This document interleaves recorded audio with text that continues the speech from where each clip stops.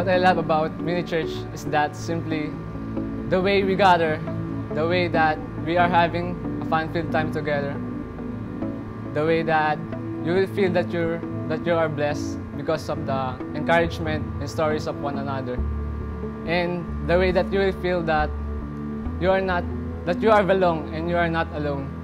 It's like having another family that makes you smile whenever you're sad.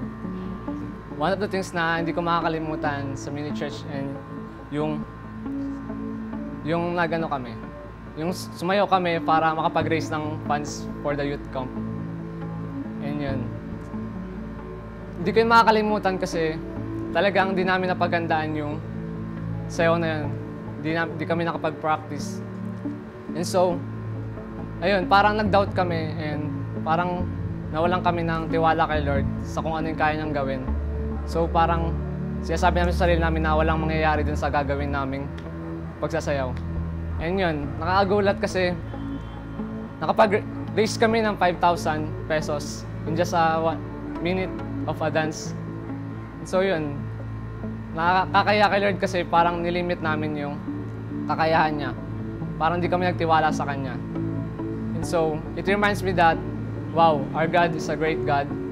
The Lord really dwells in every mini church.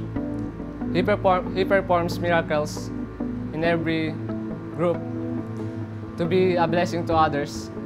So that's why we are called messengers of hope.